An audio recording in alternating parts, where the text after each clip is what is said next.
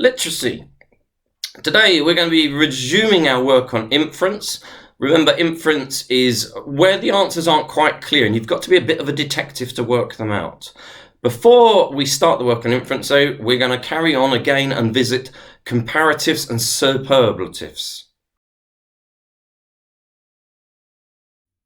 So to begin with today, find the sheet that looks like this in your literacy pack. We're carrying on with our practice that we did the other week on comparative and superlative forms of each adjective. So the first one, for question 1, the example is done for you. Wise, wiser, wisest.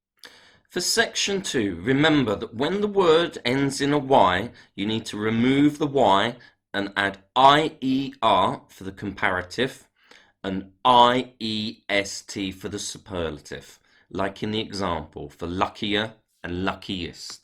Section 3 requires a little bit more thought. Read the question carefully and select the appropriate word to fill in the gaps. Pause the video and then press play again once you have completed this sheet, and with a coloured pencil we'll go through the answers.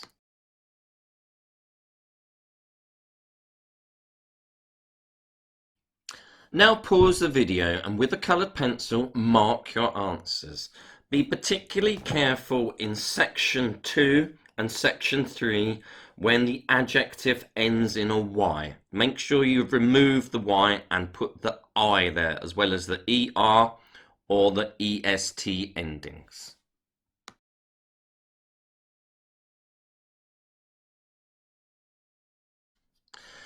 Now find your inference work within your literacy pack. The front of it looks like this. Find the page that says A Busy Day at the top. It also says 15 at the bottom. So section A. Fred walked to the gate. "John," he shouted, "will you go to the market and pick up some sheep dip and 2 sacks of cattle feed? I can't lift them these days." John waved and called, "Okay, boss. I'll go when I've cleaned out the sty." You should have already written the LO and the long date in your book. So answer the first 6 questions. Remember to use part of the question in your answer so that your answer would make sense as a sentence all on its own, even if somebody hadn't read the text. Remembering to start with capital letters and finish with full stops. So question 1. Did Fred live in the town or the country? Pause the video while you answer the questions. Question 2. You'll have to be a bit of a detective to work this one out. Make a list of the animals he kept. Question 3. Who was John? Question 4. Was John standing near the gate? Question 5. Did he have a driving license? And question 6. Was he older or younger than Fred? Now turn the page and we'll go on to the next section. Section B. "I've hired the machine for 2 days to harvest the wheat," said Fred. "They'll take it back on Thursday morning." "Let's hope the weather stays like this," said John, "so we can get the job finished." So B, question 1. What kind of machine did John hire? Question 2. What day did the machine arrive? Question 3. What was the weather like? Section C. Look at the pictures below and make a list of the vehicles you might see on a farm. Luke, please be sensible with this when you're compiling your list. When you have listed the ones that you could see on the farm, see if you can add any other likely farm vehicles to your list. Once you've done that, we will go through the answers. So with your answers, with your coloured pencil, as long as your answer is similar to what I'm about to say, give yourself a tick. Please correct any missing capital letters either at the start of sentences or for people's names with your coloured pencil, as well as any missing full stops. Question 1. Did Fred live in the town or the country? Fred lived in the country. We know this because Fred lives on a farm, and generally you don't get farms in towns, at least not these days. Question 2. Make a list of the animals he kept. The animals he kept on the farm were cows. We know this because it says cattle feed. Sheep, because it said that he needs to go and get the sheep dip. And also pigs, because John waved and he was cleaning out the pigsty while he was doing that. Whilst it doesn't say the word pig, we know that pigs live in a sty. There may have been other animals on the farm, but we definitely know he kept these 3. Question 3. Who was John? John was somebody who worked on the farm.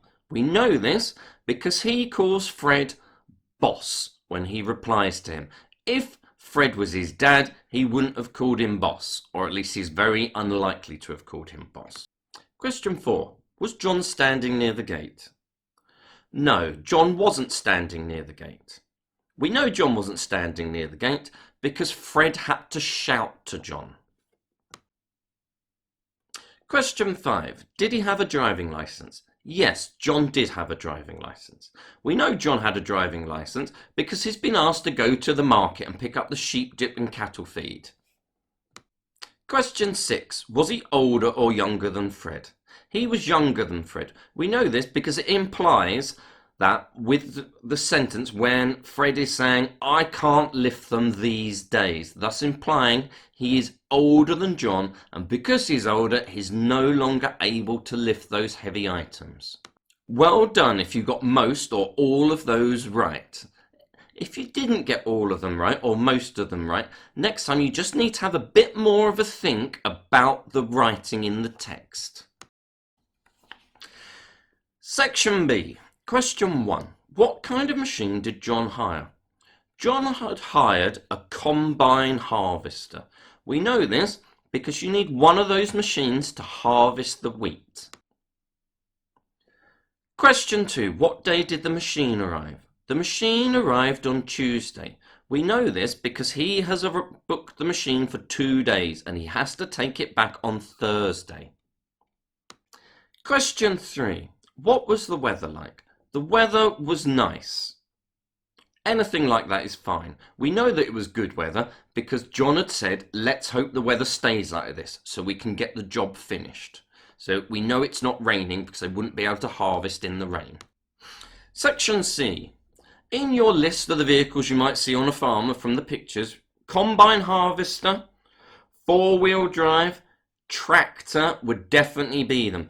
I would probably allow lorry as well because you do sometimes see lorries on farms. Other vehicles you might see on a farm could include things like quad bikes, diggers, probably other things as well, but I can't actually think of any off the top of my head. Well done if you have managed to be better at this than last time we did inference. If not, don't worry too much.